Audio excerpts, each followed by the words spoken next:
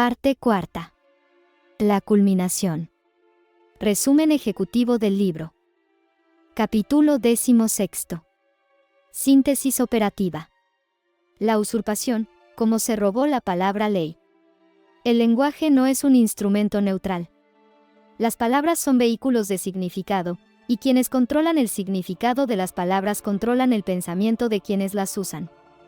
A lo largo de la historia, ningún concepto ha sido tan sistemáticamente vaciado, corrompido y apropiado como el de la ley. Este robo semántico no fue un accidente ni una negligencia lingüística, fue una operación deliberada de ingeniería social, ejecutada con la precisión de quien conoce el poder que reside en las palabras y decide apropiarse de él para usarlo en su beneficio. En su origen, la palabra ley evocaba algo inmutable, universal y anterior a cualquier institución humana. Los antiguos comprendían que existía un orden en el cosmos, una armonía preestablecida que gobernaba el movimiento de los astros, el ciclo de las estaciones, el crecimiento de los seres vivos y las interacciones entre los hombres. Este orden no había sido escrito por ningún legislador, no emanaba de ningún trono, no dependía de la voluntad de ningún gobernante. Simplemente era, porque así lo había dispuesto una voluntad superior que trascendía toda comprensión humana. Quienes vivían en armonía con este orden prosperaban, y quienes lo violaban sufrían las consecuencias de su transgresión, no porque alguien decidiera castigarlos, sino porque la naturaleza misma de la realidad exigía el equilibrio. Los primeros filósofos naturales, los sabios del taoísmo, los maestros del hermetismo, los contemplativos de todas las tradiciones espirituales, percibieron esta verdad con claridad meridiana. Lao Tzu hablaba del Tao como el camino, la corriente que sustenta todo lo que existe y hacia la cual debe fluir quien desee vivir en paz. Los herméticos formulaban el principio de correspondencia, aquello que está arriba es como aquello que está abajo, estableciendo así la identidad fundamental entre las leyes que rigen el microcosmos y el macrocosmos. Los budistas descubrieron la ley de causa y efecto, el karma, que opera con la precisión de una matemática espiritual donde cada acción genera una consecuencia proporcional a su naturaleza.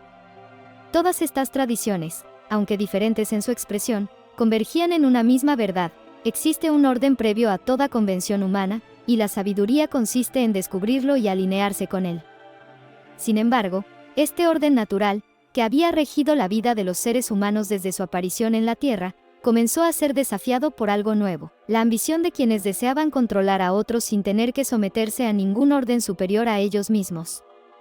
Estos individuos, que más tarde serían conocidos como hechiceros del poder, comprendieron que no podían abolir la ley natural directamente, pues sus efectos eran evidentes en la propia experiencia de la vida cotidiana.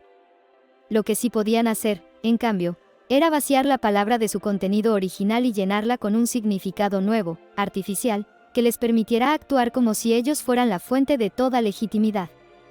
La operación fue magistral en su simplicidad y devastadora en sus consecuencias.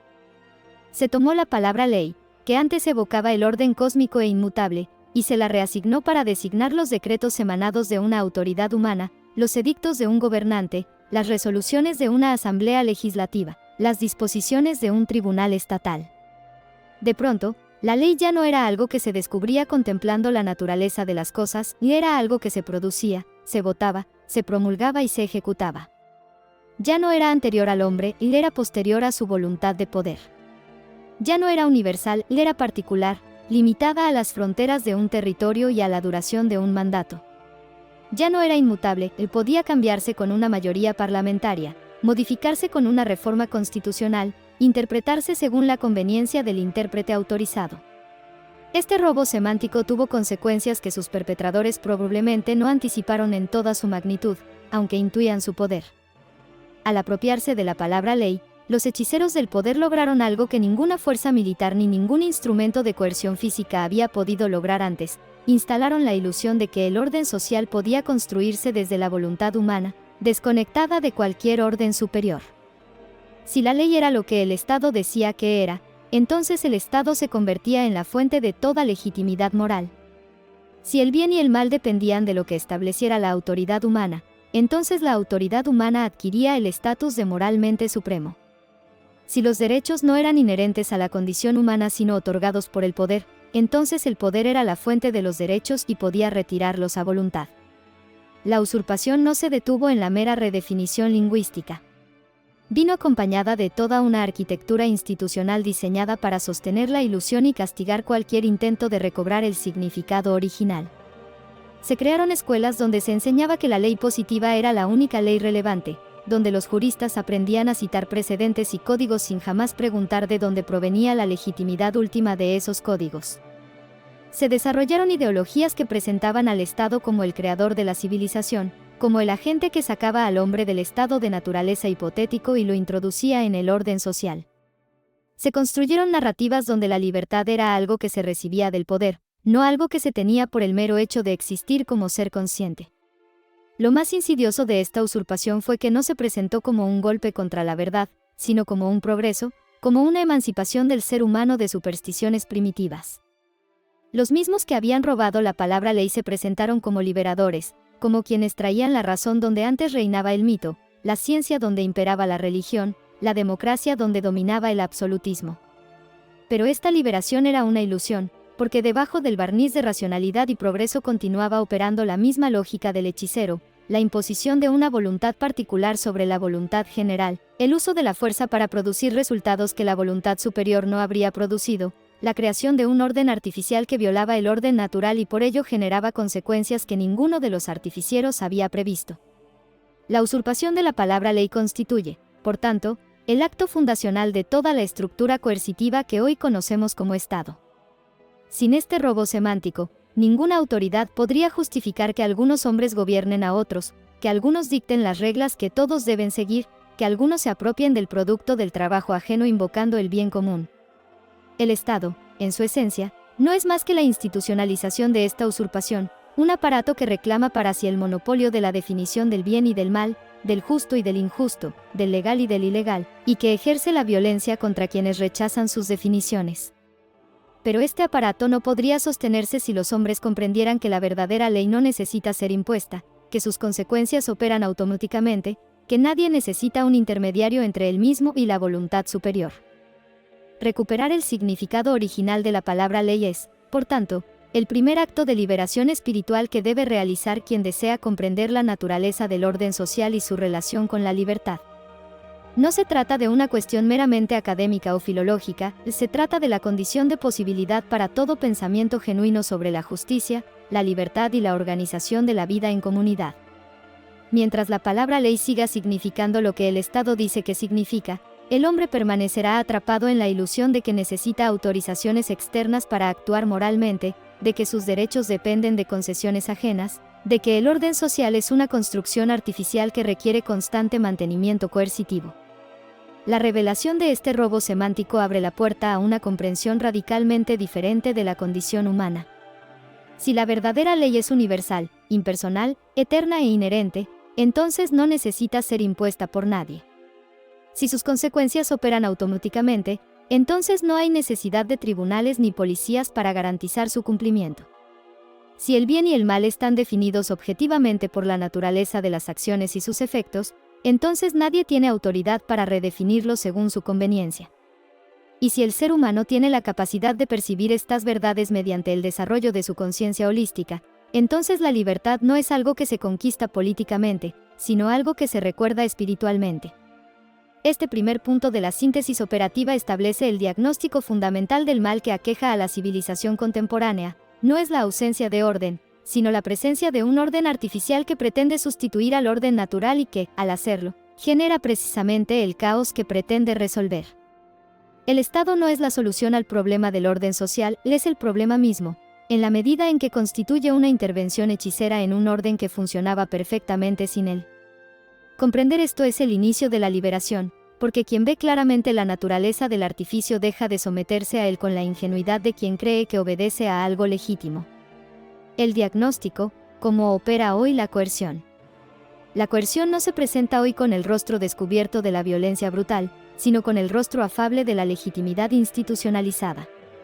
Este es, tal vez, el aspecto más sutil y más devastador del orden artificial que los hechiceros del poder han construido a lo largo de los siglos.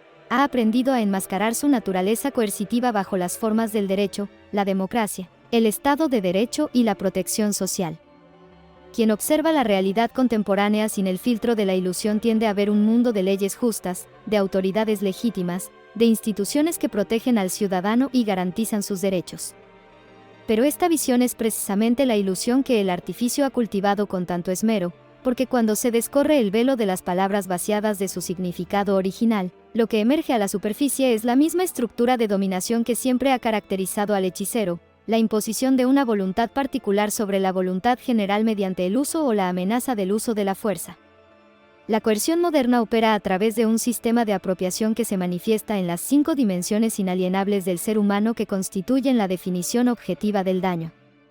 En la dimensión de la vida, el Estado se arroga el derecho de disponer de la existencia de los individuos mediante la conscripción militar obligatoria, la imposición de políticas públicas que afectan la salud y la longevidad, la criminalización de ciertas formas de vida y la protección privilegiada de otras. Nadie ha autorizado a ninguna autoridad humana a decidir quién debe vivir y quién debe morir, pero el Estado lo hace cotidianamente cuando declara guerras, cuando ejecuta sentencias de muerte, cuando impone medidas que directa o indirectamente causan daño a la vida de las personas. Esta apropiación de la dimensión vital no se presenta como un acto de violencia, sino como una necesidad del orden público, como una responsabilidad del Estado para con sus ciudadanos, pero en su esencia es exactamente lo mismo que siempre ha sido el hechicero, una voluntad particular que se impone sobre la vida ajena sin justificación metafísica alguna. En la dimensión de la seguridad, el Estado ha construido el más elaboradas de sus mecanismos de dominación. Se presenta como el protector único y necesario contra los peligros que acechan al ciudadano en el estado de naturaleza, pero esta narrativa es precisamente la ilusión que sostiene todo el artificio. El Estado no protege y monopoliza. No defiende y excluye. No garantiza la seguridad, la convierte en un servicio que solo él puede proporcionar y por el cual cobra un precio que solo él determina. Quien desee defender su vida, su integridad física o su patrimonio fuera de los canales autorizados por el Estado se convierte automáticamente en un criminal, en un fuera de la ley, en una amenaza para el orden establecido. La paradoja es evidente. El mismo Estado que no puede garantizar efectivamente la seguridad de sus ciudadanos impide que estos se la garanticen a sí mismos, creando así una dependencia estructural que es la base misma de su poder. El resultado es una población desarmada frente a la violencia, tanto la violencia de los criminales como la violencia del propio Estado, una población que ha sido convencida de que necesita un protector externo porque ha sido despojada de la capacidad de protegerse a sí misma. En la dimensión de la voluntad, la coerción moderna ha alcanzado niveles de sofisticación que habrían asombrado a los tiranos de épocas pasadas.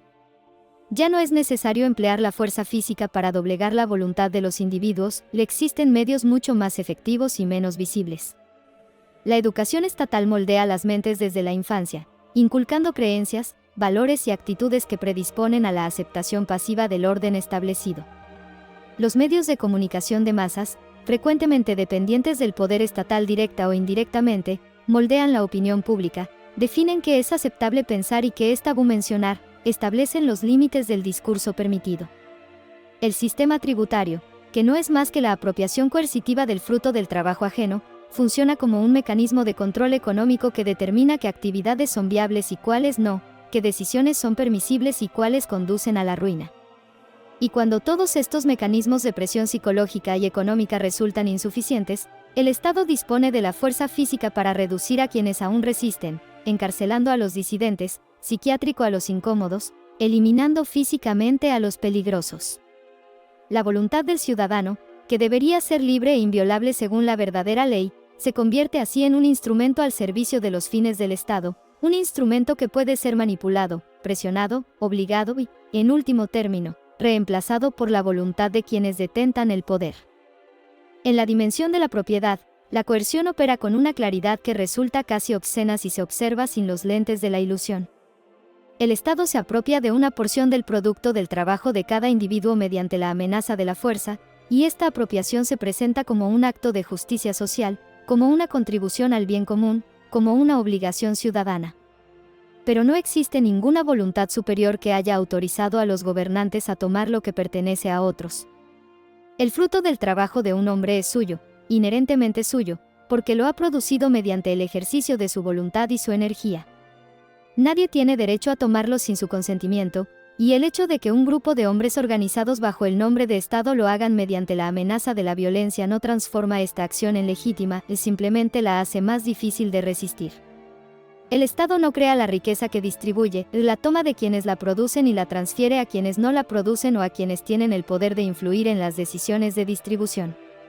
Este proceso, que se presenta como solidaridad social, no es más que una forma elaborada de robo institucionalizado, una hechicería económica que pretende reemplazar la ley natural de causa y efecto, según la cual quien trabaja obtiene el fruto de su trabajo, por un orden artificial donde quienes no trabajan pueden vivir del trabajo de otros invocando el derecho social. En la dimensión de la verdad, la coerción moderna ha construido quizás el mecanismo más sutil y más efectivo de todos.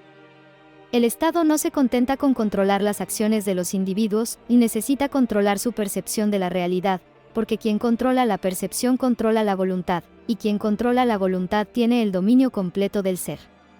Los sistemas educativos estatales no solo enseñan conocimientos técnicos, transmiten la narrativa oficial sobre la historia, la sociedad, la economía, la política.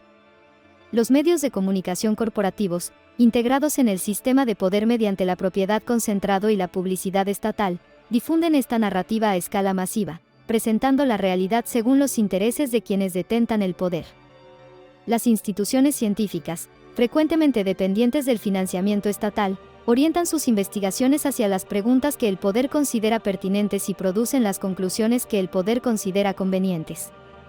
Los tribunales no solo aplican las leyes positivas, definen qué es verdad y qué es mentira en los asuntos que les competen, estableciendo así una verdad judicial que puede contradecir la verdad factual. El resultado es una población que vive en un mundo de ilusiones compartidas, que cree verdadero lo que el poder dice verdadero, que considera justo lo que el poder dice justo, que ve la realidad a través del prisma deformante que el artificio ha construido para proteger sus propios fundamentos.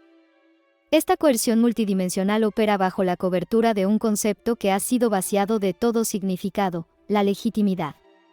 Se dice que el Estado es legítimo porque ha sido constituido mediante procedimientos aceptados, porque representa la voluntad popular, porque actúa en nombre del pueblo soberano. Pero esta legitimidad es una ilusión construida sobre otra ilusión, porque los procedimientos aceptados no son más que las reglas que el propio Estado ha establecido para su propia perpetuación. La voluntad popular es una ficción que se fabrica mediante elecciones controladas y medios manipulados, y el pueblo soberano es una abstracción que cede su soberanía a representantes que luego actúan según sus propios intereses. La legitimidad del Estado no proviene de ninguna voluntad superior, o proviene únicamente de la capacidad de mantener la ilusión de que es legítimo, de hacer creer a los gobernados que necesitan ser gobernados, que no pueden vivir sin un amo, que la libertad es caos y el orden es servidumbre. El diagnóstico de la coerción contemporánea requiere, por tanto, una visión que atraviese las apariencias y perciba la estructura profunda de dominación que sostiene todo el edificio artificial. No se trata de atacar al Estado como si fuera un enemigo externo que puede ser derrotado mediante la acción política, se trata de comprender que el Estado es la externalización de una enfermedad que radica en la conciencia humana, la manifestación institucionalizada de la tendencia hechicera a imponer la voluntad particular sobre el orden natural. Mientras los hombres no comprendan esto, seguirán combatiendo síntomas mientras la enfermedad prospera, sustituyendo un tirano por otro, una ley por otra, un impuesto por otro, sin jamás tocar la raíz del problema que es la usurpación de la palabra ley y la consecuente pérdida de la comprensión de la verdadera ley que sustenta todo orden genuino. La gravedad del diagnóstico radica en que la coerción moderna ha logrado algo que ninguna tiranía anterior había conseguido: hacerse invisible para quienes la sufren. El esclavo antiguo sabía que era esclavo, o el ciudadano moderno cree que es libre mientras paga sus impuestos, obedece las regulaciones, acepta las decisiones de los tribunales y participa en los rituales democráticos que le hacen sentir que ejerce algún control sobre su destino. Esta es la verdadera magia negra del hechicero contemporáneo: no solo dominar al subordinado, sino convencerlo de que es libre mientras lo domina, no solo apropiarse de su voluntad, sino hacerle creer que la ejerce por sí mismo. Desenmascarar esta ilusión es el primer paso hacia la liberación, porque quien ve claramente la naturaleza del artificio ya no puede ser engañado por sus manifestaciones superficiales, ya no puede confundir el orden artificial con el orden natural, ya no puede confundir la ley usurpada con la verdadera ley que emana de la voluntad superior. El orden natural, la ley que no necesita ser impuesta. El orden natural no es una aspiración utópica ni un proyecto político por realizar, es una realidad que siempre ha estado presente, que opera en este mismo momento y que continuará manifestándose independientemente de que los hombres la reconozcan o la nieguen.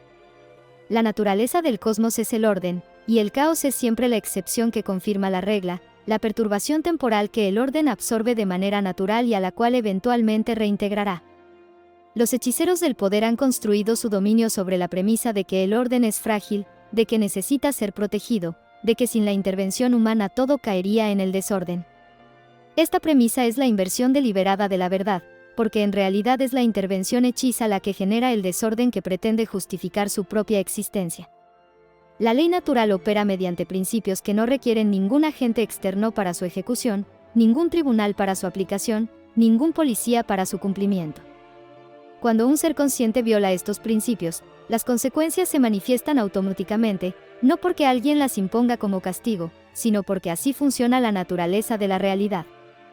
Esta es la revelación central que transforma la comprensión del orden social. No necesitamos que nadie nos diga qué es el bien y qué es el mal, porque la naturaleza misma de nuestras acciones produce sus consecuencias con la precisión de una ley matemática.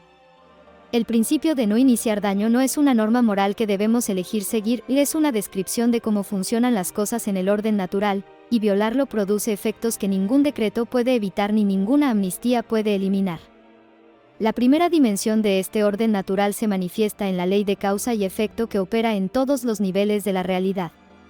Cada acción genera una reacción proporcional, no como una recompensa o un castigo externo, sino como una consecuencia inherente a la naturaleza de la acción misma. Quien toma la vida de otro no necesita que un tribunal lo condene para experimentar las consecuencias de su acto. La perturbación que ha introducido en el tejido de la realidad se manifiesta de maneras que pueden no ser inmediatamente visibles para ojos superficiales, pero que son inescapables para quien ha desarrollado la conciencia suficiente para percibirlas.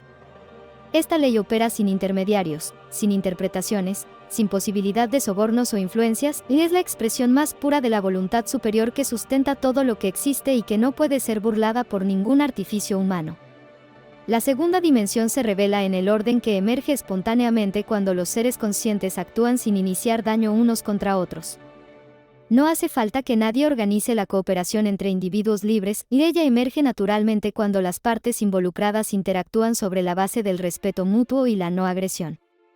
El comercio, el intercambio, la división del trabajo, la especialización de funciones, la creación de riqueza. Todos estos fenómenos que los economistas atribuyen al ingenio humano son en realidad manifestaciones del orden natural que surge cuando la coerción no interviene para distorsionarlo.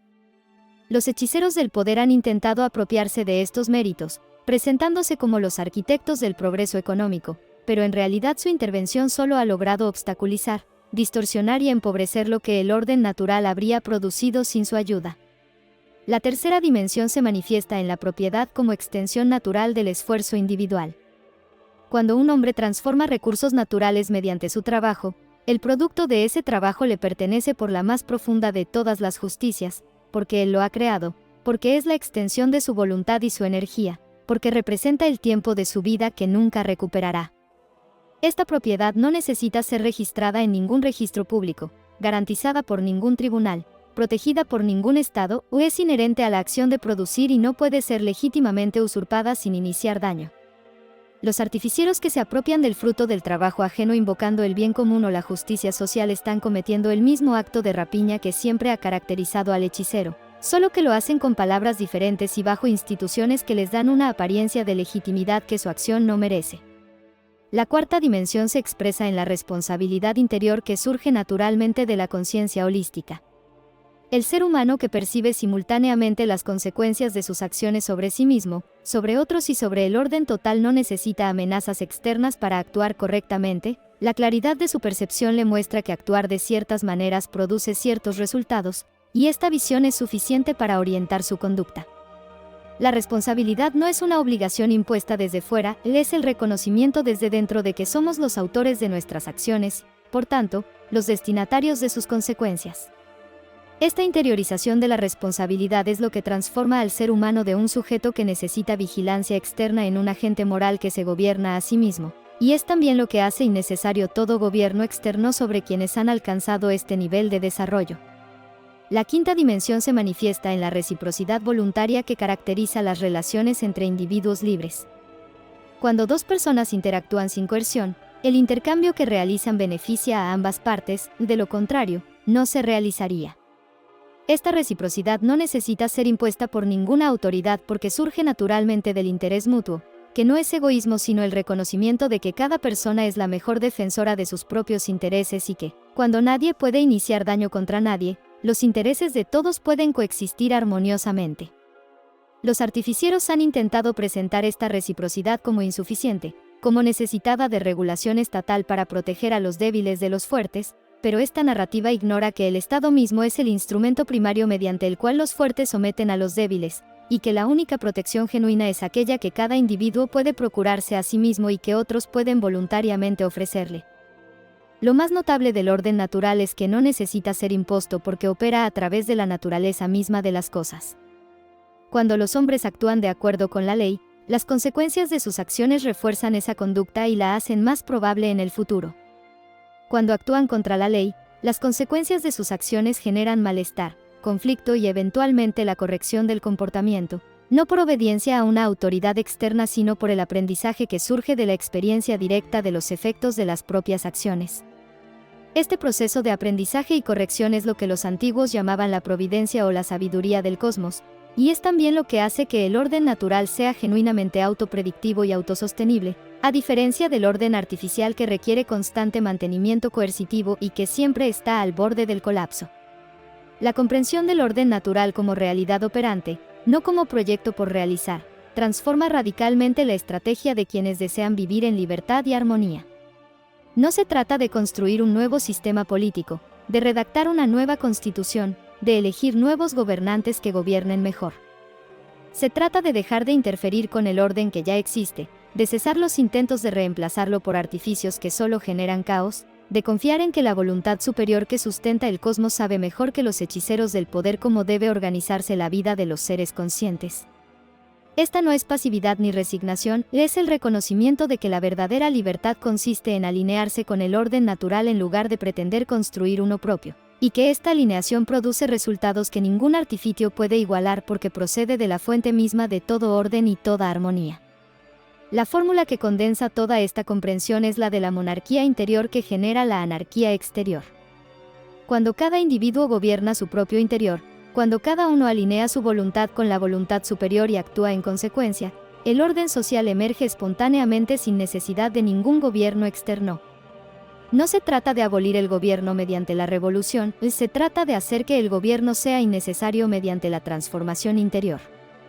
Esta transformación no puede ser impuesta, no puede ser obligatoria, no puede ser lograda por la coerción, solo puede surgir del reconocimiento libre y voluntario de la verdad sobre la naturaleza del orden y la naturaleza de la libertad.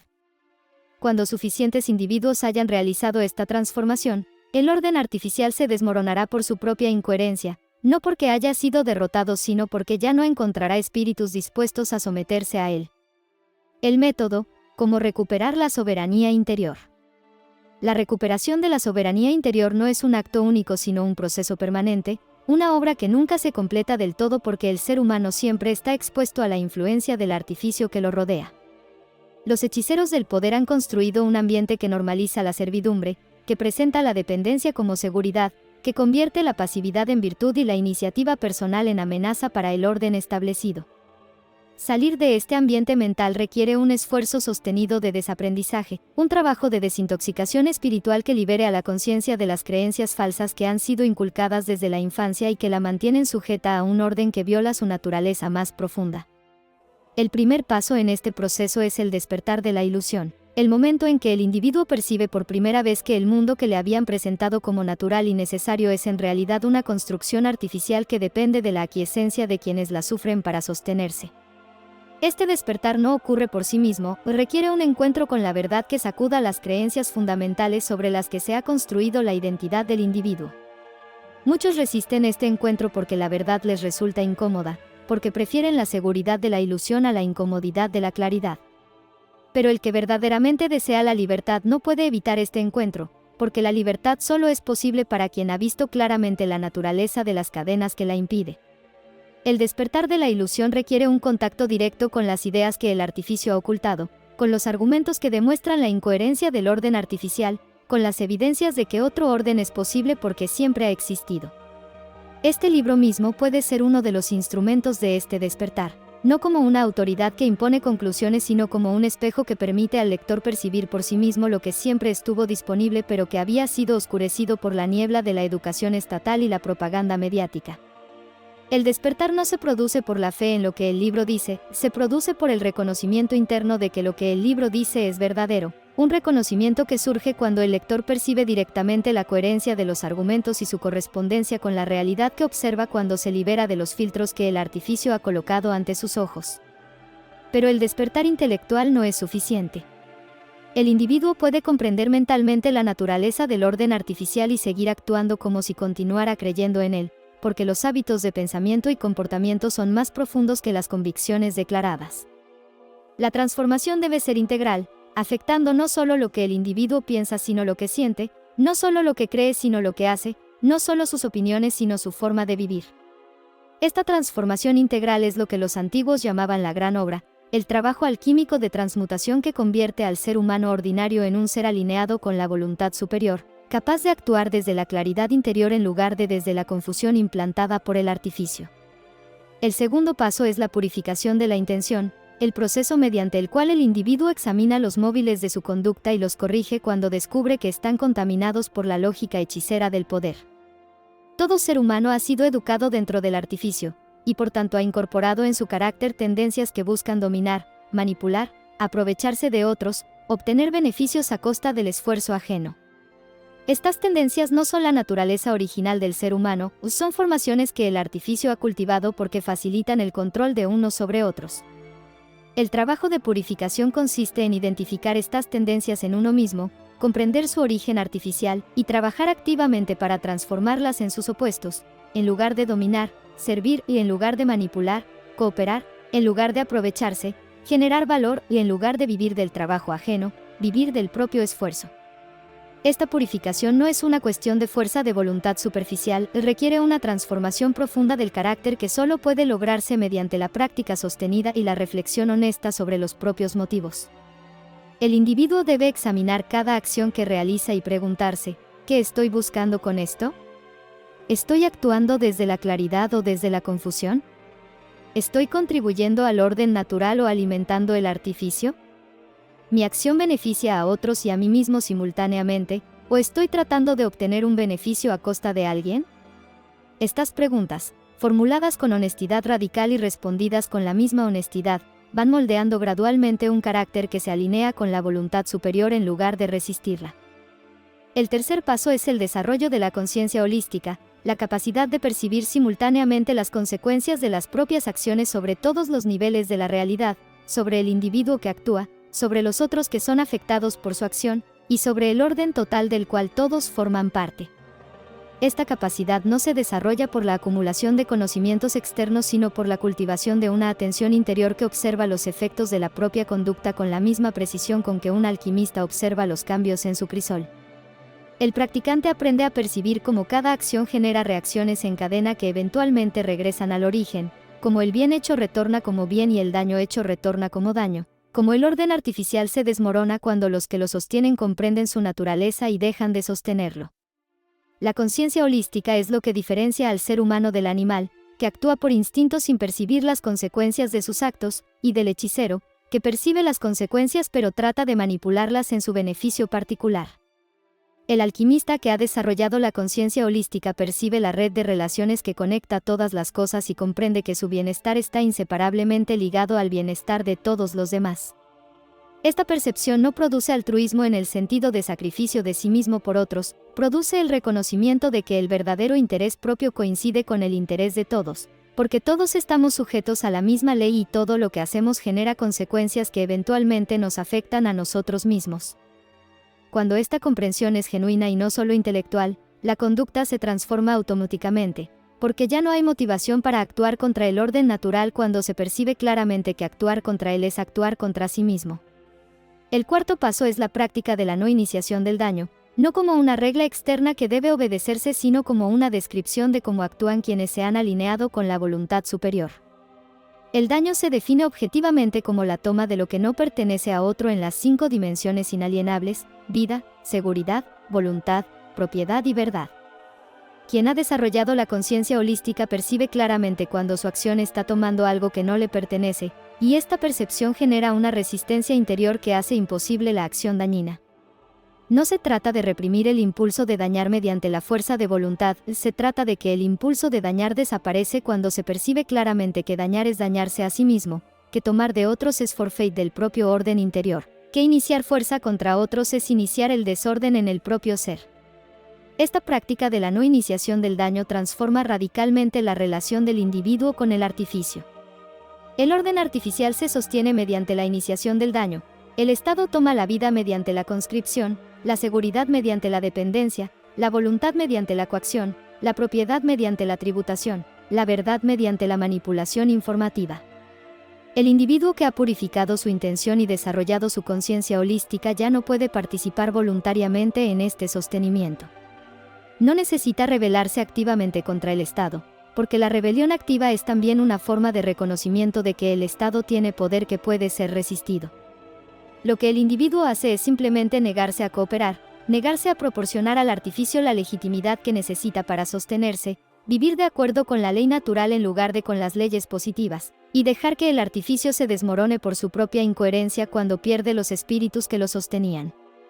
El quinto paso es la práctica de la coherencia interior, el esfuerzo constante por alinear cada aspecto de la vida personal con los principios que se han comprendido como verdaderos. La coherencia no es una perfección que se alcanza de una vez, sino una dirección en la que se camina permanentemente, un ideal hacia el cual se tiende sin esperar alcanzarlo plenamente. El individuo coherente vive según lo que cree, actúa según lo que dice, sus palabras y sus hechos corresponden, su vida pública y su vida privada están alineadas. Esta coherencia es la verdadera fuerza del alquimista, porque el hechicero basa su poder en la manipulación y la coerción, que solo funcionan mientras la víctima no percibe su naturaleza, mientras el orden artificial mantiene la ilusión de legitimidad. El alquimista, en cambio, basa su poder en la claridad, y la claridad no puede ser refutada ni combatida porque es la percepción directa de la realidad tal como es. La recuperación de la soberanía interior es, en última instancia, un acto de memoria, el recuerdo de lo que siempre fue verdad pero que había sido olvidado bajo capas de educación falsa, condicionamiento social y propaganda institucional. El ser humano no aprende a ser libre, recuerda que ya era libre antes de que le enseñaran a creer que necesitaba autorización para existir. La soberanía interior no es algo que se conquiste mediante la lucha contra enemigos externos, es algo que se recupera mediante la eliminación de las creencias internas que impedían percibirlas. Cuando el individuo elimina las ilusiones que le habían fatto creer que era necesario someterse al poder, descubre que siempre estuvo libre, que la libertad es la condición natural del ser consciente y que la servidumbre era solo un sueño del que puede despertar cuando está preparado para enfrentar la luz de la verdad. Este método no produce resultados inmediatos ni garantiza el éxito en términos de transformación del mundo exterior. Produce resultados inmediatos en términos de transformación del mundo interior, y esta transformación es lo único que genuinamente está bajo el control del individuo. El orden artificial puede continuar existiendo durante mucho tiempo, puede que nunca se derrumbe completamente, puede que siempre haya quienes eligen servirlo. Pero para el individuo que ha recuperado su soberanía interior, estas posibilidades externas dejan de ser relevantes. Ha encontrado algo que ningún artificio puede arrebatarle, la claridad de la percepción, la pureza de la intención, la coherencia de la conducta, y la paz que proviene de alinearse con la voluntad superior en lugar de resistirla. Esta es la verdadera libertad, no la ausencia de restricciones externas sino la presencia de orden interno, no la licencia para hacer lo que se quiera sino la comprensión de lo que genuinamente merece ser deseado. La conclusión inevitable, la libertad no se conquista, se recuerda. A lo largo de este libro hemos recorrido un camino que comenzó con el diagnóstico de la usurpación y culminó con el método de recuperación de la soberanía interior. Hemos visto cómo la palabra ley fue robada de su significado original para servir a los intereses de quienes desean controlar a sus semejantes. Hemos analizado cómo opera la coerción moderna en las 5 dimensiones inalienables del ser humano, enmascarada bajo las apariencias de la legitimidad institucional. Hemos contemplado el orden natural que siempre ha estado presente, operando sin necesidad de imposición, manifestándose en la ley de causa y efecto, en la cooperación espontánea entre individuos libres, en la propiedad como extensión del esfuerzo personal, en la responsabilidad interior que surge de la conciencia holística, y en la reciprocidad voluntaria que caracteriza las relaciones genuinas. Y hemos descrito el método mediante el cual cada individuo puede recuperar su soberanía interior, despertando de la ilusión, purificando su intención, desarrollando su conciencia, practicando la no iniciación del daño y viviendo en coherencia con los principios que ha comprendido como verdaderos. Pero todo este recorrido no ha sido un argumento filosófico ni una propuesta política, ha sido una invitación a la transformación. Este libro no ha pretendido convencer mediante la lógica deductiva ni persuadir mediante la retórica emotiva, ha intentado algo mucho más ambicioso y mucho más difícil: hacer que el lector vea por sí mismo lo que siempre estuvo disponible pero que había sido oscurecido por la educación falsa, el condicionamiento social y la propaganda institucional. La diferencia entre convencer y hacer ver es crucial. Uno puede estar convencido de algo sin que su vida se transforme, pero cuando se ve algo claramente, cuando la percepción directa de la verdad transforma la comprensión, la conducta no puede seguir siendo la misma porque el mundo mismo ha cambiado ante los ojos de quien percibe. La conclusión de este libro es que la libertad no se conquista, se recuerda. Esta afirmación puede parecer paradójica a quienes han sido educados en la tradición de las revoluciones políticas, de las luchas por la liberación, de los movimientos que pretenden conquistar derechos que no se poseen y libertades que deben ser arrancadas de quienes las niegan. Pero esta tradición misma es parte de la ilusión que el artificio ha cultivado para mantener su dominio. Los que luchan por la libertad mediante la coerción se convierten en lo que combaten, los que pretenden liberar a otros mediante la fuerza terminan esclavizándolos bajo nuevas formas, los que reemplazan un tirano por otro simplemente cambian de amo sin jamás alcanzar la libertad. La libertad genuina no puede ser conquistada porque no es algo que esté afuera esperando ser tomado, o es algo que está adentro esperando ser recordado.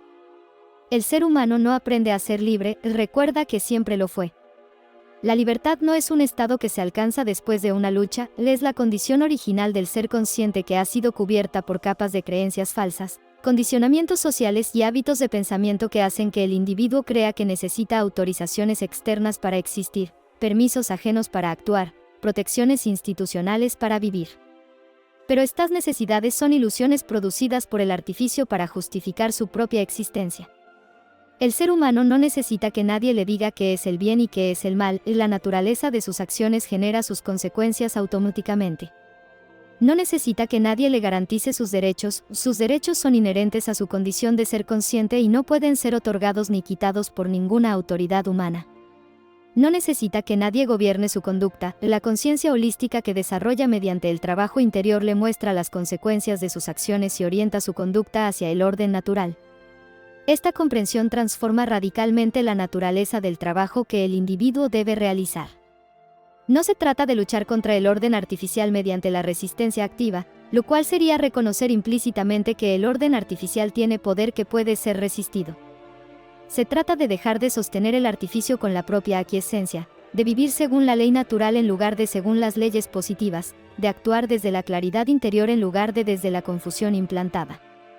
Cuando suficientes individuos realizan esta transformación, el orden artificial pierde los espíritus que lo sostenían y se desmorona por su propia incoherencia. Pero esta transformación no puede ser obligatoria, no puede ser impuesta, no puede ser lograda por la coerción, solo puede surgir del reconocimiento libre y voluntario de la verdad, porque la libertad genuina solo puede ser recordada, nunca puede ser forzada. El gran obra que este libro propone no es una revolución política ni una reforma institucional, es una transformación espiritual que cada individuo realiza en sí mismo y que, cuando suficientes individuos la realizan, produce un cambio en la naturaleza misma de la realidad colectiva. Este trabajo es difícil porque requiere honestidad radical con uno mismo, vigilancia constante sobre los propios pensamientos y acciones, disciplina sostenida en la práctica de los principios comprendidos, y la disposición a enfrentar la incomodidad de la claridad en lugar de la seguridad de la ilusión. No hay atajos, no hay métodos rápidos, no hay gurús que puedan realizar el trabajo por otros. Cada individuo debe hacer su propio trabajo, y este trabajo es para toda la vida porque la tendencia a volver a la ilusión es permanente y la vigilancia nunca puede relajarse completamente. Pero este trabajo, aunque difícil, es también profundamente liberador. El individuo que ha despertado de la ilusión, que ha purificado su intención, que ha desarrollado su conciencia holística, que practica la no iniciación del daño y vive en coherencia con sus principios, experimenta una paz que ningún artificio puede perturbar, una claridad que ningún argumento puede oscurecer, una libertad que ninguna coerción puede reducir. Esta libertad no depende de las circunstancias externas, de la ausencia de amenazas o restricciones, de la existencia de instituciones que la garanticen. Depende únicamente de la alineación de la voluntad individual con la voluntad superior, y esta alineación produce efectos que ningún poder humano puede contrarrestar porque procede de la fuente misma de todo orden y toda armonía. La conclusión de este libro es, por tanto, una invitación y no una conclusión definitiva. Este texto no pretende haber dicho la última palabra sobre la naturaleza de la libertad y el orden, y pretende haber contribuido a que el lector perciba por sí mismo verdades que siempre estuvieron disponibles pero que habían sido ocultadas. Lo que el lector haga con estas percepciones es decisión suya, porque la libertad genuina solo puede ser ejercida por quien ha elegido libremente alinearse con la ley natural, y esta elección no puede ser impuesta sin destruir la libertad que pretende crear. El gran obra continúa en la vida de cada uno de quienes han sido tocados por esta revelación, y continuará hasta que suficientes individuos hayan realizado la transformación que hace innecesario todo gobierno externo, toda coerción institucional, toda apropiación de la voluntad ajena. La libertad no se conquista, se recuerda. Y al recordarla, el ser humano descubre que nunca la había perdido, que siempre estuvo presente en lo más profundo de su ser, esperando ser reconocida, esperando ser vivida, esperando ser expresada en cada acción, en cada pensamiento, en cada relación con los demás y con el orden total del cual forma parte. Esta es la promesa que este libro hace a quienes han llegado hasta aquí, no la garantía de un mundo perfecto libre de todo conflicto y todo sufrimiento, porque tales garantías son propias de la ilusión que pretende sustituir la realidad. Es, en cambio, la promesa de una transformación genuina que está al alcance de todo aquel que esté dispuesto a emprender el trabajo, la disciplina y la vigilancia que requiere, y que produce en quien la realiza los únicos frutos que realmente importan, la claridad, la coherencia, la paz y la libertad que emanan de alinearse con la voluntad superior que sustenta todo lo que existe. Que este libro sea un instrumento en el camino de quienes lo lean, no como una autoridad que impone sus conclusiones, sino como un espejo que permite percibir la verdad que cada lector lleva dentro de sí. Y que la verdad, una vez percibida, transforme no solo la comprensión sino la vida, no solo las opiniones sino las acciones, no solo el individuo sino, a través del individuo, la realidad misma que todos compartimos. Esta es la gran obra, y está al alcance de quienes recuerdan que la libertad no se conquista, se recuerda.